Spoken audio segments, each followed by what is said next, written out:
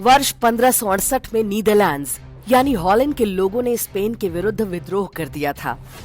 उन दिनों Netherlands Spain की कॉलोनी हुआ करता था। उस दौर में स्पेन एक महाशक्ति हुआ करता था।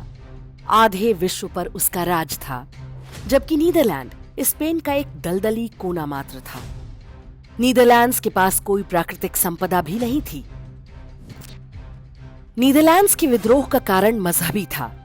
स्पेन कैथोलिक ईसाई मजहब को मानता था, जबकि नीदरलैंड्स प्रोटेस्टेंट था। हम में से बहुत कम लोग जानते हैं कि कैथोलिक और प्रोटेस्टेंट भले ही ईसाई हों, लेकिन एक दूसरे के खून के प्यासे रहते हैं, वैसे ही जैसे मुसलमानों में शिया और सुन्नी। लगभग 80 साल के संघर्ष के बाद नीदरलैंड्स स्वतंत्र हो गया। इस विद्रोह का नेतृत्व वहां के संभ्रांत शासक और व्यापारी वर्ग ने किया था। इन्हें वहां बर्गर्स कहा जाता था।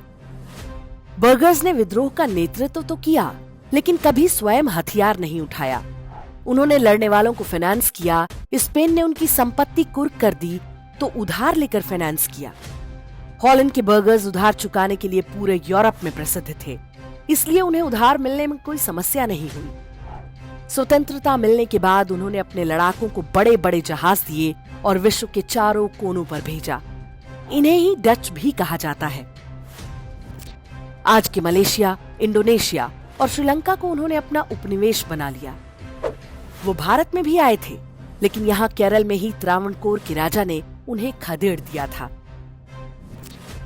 आज भी नीदरलैंड्स यानी हॉलैंड दुनिया के सबसे संपन्न देशों में से है। आज भी वहां की बैंकिंग और कॉन्ट्रैक्ट एनफोर्समेंट दुनिया में नंबर 1 पर है। नीदरलैंड का कोई व्यक्ति आपसे कोई एग्रीमेंट करता है तो मानकर चलिए वो कभी उसे तोड़ेगा नहीं।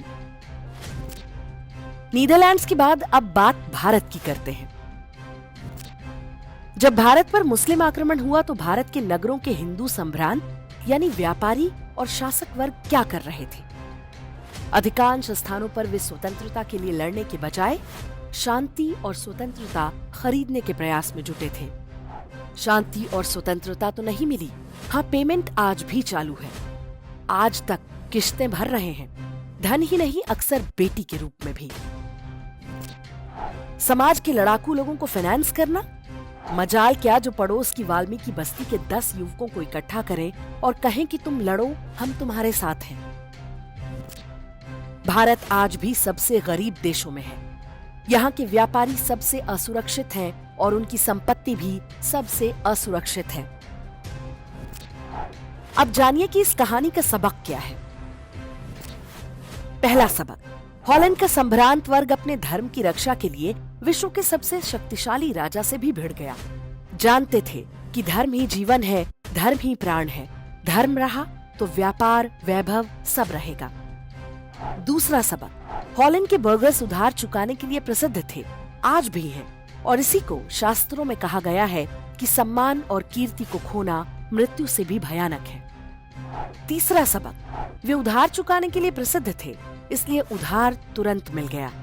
जिस समाज में लोग एक दूसरे के पैसे मारने लगते हैं, वहां केवल गरीबी रह जाती है।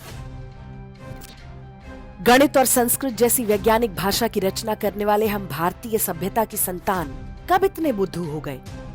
क्या हमें ये साधारण सी बात समझ में नहीं आती कि शांति और स्वतंत्रता बाजार से खरीदी नहीं जा सकती?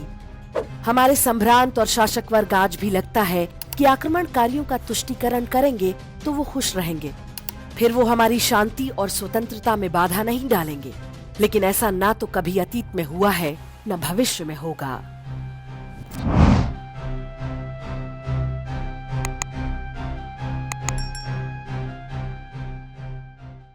इंडेक्स ऑनलाइन के वीडियो समाज को समर्पित हैं।